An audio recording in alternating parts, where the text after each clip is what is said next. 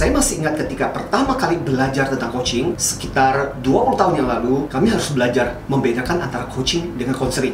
Jadi, istilah pada waktu itu adalah coaching dimaksudkan untuk membereskan atau memperbaiki ketika karyawan punya masalah kinerja atau segala sesuatu yang berhubungan dengan pekerjaannya. Sementara konseling dilakukan ketika seorang karyawan punya masalah dengan sikap atau karakternya. Tetapi dalam perkembangan selanjutnya, kedua hal ini tidak lagi dibedakan. Salah satu penyebabnya adalah karena kadang-kadang ketika seorang karyawan bermasalah, kita kadang-kadang nggak bisa membedakan permasalahan itu coaching atau konseling. Misalnya saya kasih contoh, seorang karyawan datang terlambat. Menurutmu itu coaching atau konseling? Kalau berdasarkan ilmu yang saya peroleh dulu, maka itu harus konseling karena itu menyangkut sikap dan karakter. Tapi apakah Anda yakin? Siapa tahu kalau dia datang terlambat itu karena sebenarnya dia menghindari pekerjaannya, karena pekerjaannya itu dirasakan dia nggak suka, nggak punya kemampuan. Nah lo, menurut Anda itu harus coaching atau konseling? Berdasarkan definisi coaching, kalau karyawan nggak bisa bekerja, maka dia harus di-coach kan? Makanya ini membuat nggak gampang untuk bisa membedakan apakah itu coaching atau itu harus konseling. Maka dalam perkembangan selanjutnya, ada satu definisi coaching yang akan kita pakai di dalam proses pembelajaran kita, yaitu menggunakan istilah yang dipakai oleh satu badan coach terbesar di dunia, salah satunya ya, yang saat ini yang ada, yaitu ICF, International Coaching Federation. Coaching adalah sebuah proses partnership dengan menggunakan sebuah proses yang menantang pikiran atau dalam istilahnya thought provocative dan proses yang kreatif supaya orang yang di-coach itu dikembangkan pribadi, personal, dan profesionalnya.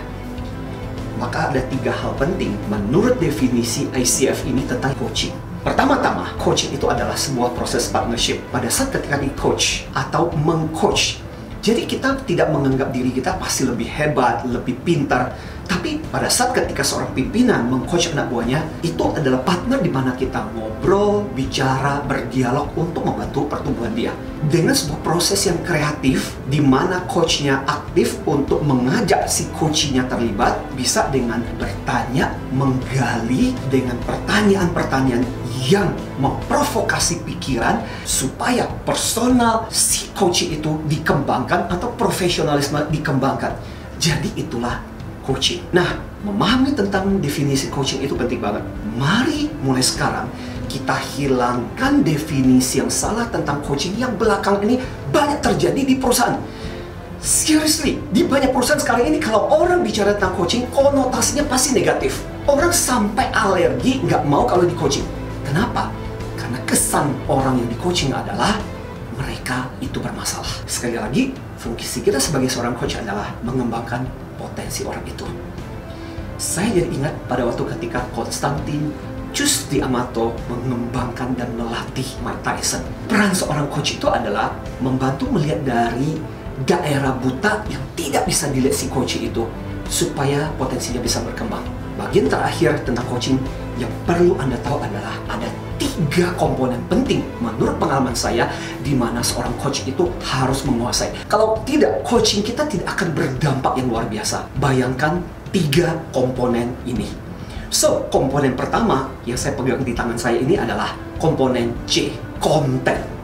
Konten itu bicara mengenai isinya. Seorang coach harus punya isi, harus punya sesuatu yang bisa dia bicarakan, dan kadang-kadang seorang coach harus bisa melemparkan, kadang-kadang coach harus bisa memberikan ide. Makanya dia harus mengerti konten. Sangat menantang sekali kalau banyak orang mengatakan kalau saya menguasai dengan kemampuan untuk bertanya-tanya, maka saya bisa menjadi seorang coach. Hehe, nanti dulu. Kadang-kadang sebagai coach kamu harus mengerti kontennya. Komponen kedua, ini adalah komponen pattern. Pola seorang coach, dia harus tahu langkah-langkah apa yang harus dilakukan pada waktu ketika melakukan coach. Dan yang terakhir adalah komponen yang ketiga, relationship. Bagaimana seorang coach itu harus punya kemampuan untuk membangun hubungan sama coach sehingga trust, percaya dengan kemampuan si coach itu. Jadi ingat, untuk menjadi seorang coach yang luar biasa butuh 3 komponen yang saya sebut, C, P, dan R. Anda harus punya konten, Anda harus punya pattern, dan Anda harus punya relation. Semoga dengan definisi dan pemahaman ini kita bisa belajar untuk menjadi coach yang luar biasa. Semoga kita bisa berjumpa di kelas coaching kita di mana dengan sangat-sangat bangga saya berusaha untuk menjadi coach fasilitator Anda untuk belajar menjadi coach yang luar biasa. Dari saya Anthony Dio Martin. Salam antusias.